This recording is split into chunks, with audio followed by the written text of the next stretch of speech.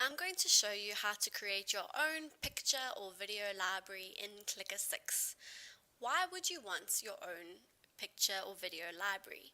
Well, first of all, it makes it really easy to insert a picture from the folder if it's already here in your picture library, in your picture browser within Clicker, and you don't have to go all the way to your My Documents.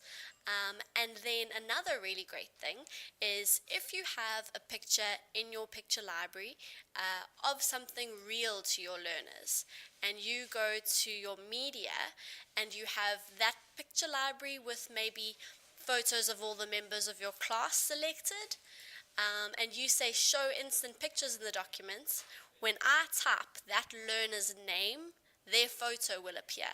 If I type maybe chair, a photo of their chair will appear if you've made a library that has a photo of their chair which is named chair.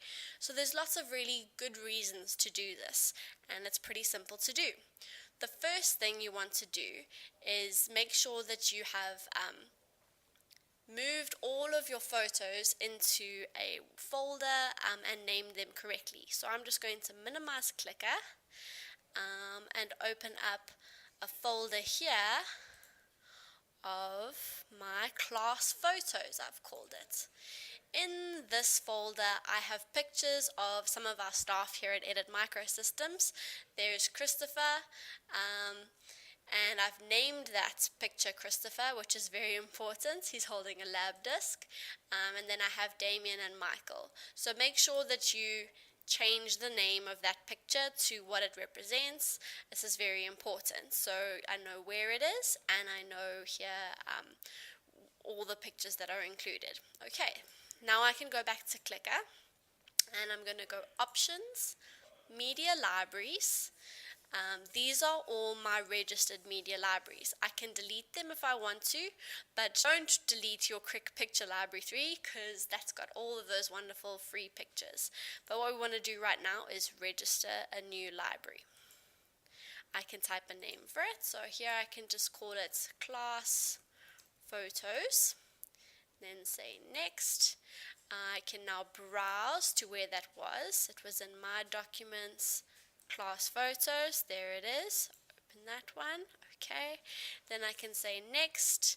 Identifier, you can just leave that as what Clicker selects. That shouldn't be too much of an issue.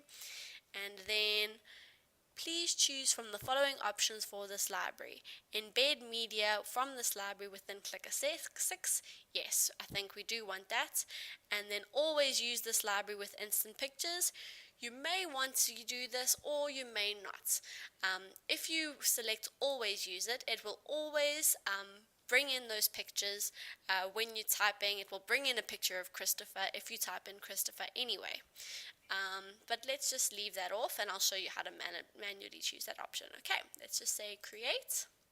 A new media library has been registered. Please click close to continue. Okay, that's great.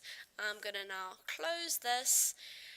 And now, before we test it, let's just go to Options, User Preferences, Media. Now here's where you choose which media folders it must use.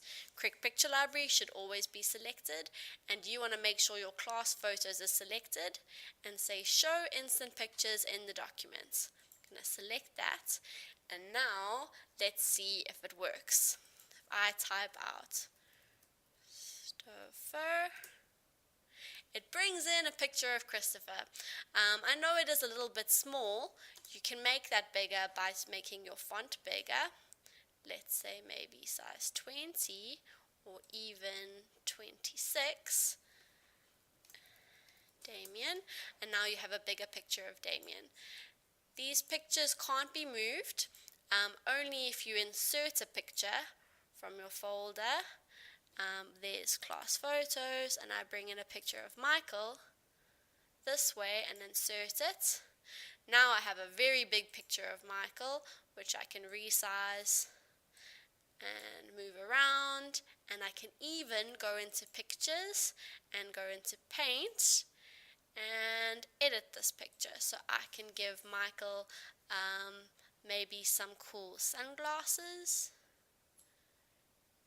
and actually anything I want to do. I can even bring in stamps, give Michael a pet lizard, or really have a lot of fun. When I'm happy with that, I can click the tick, and here we have our edited picture of Michael. Alright, so it brought in the picture from the predictor, and I could also have brought in pictures from file, which I can then edit further. Alright, so that's how you can make your own picture library, and it really wasn't that difficult.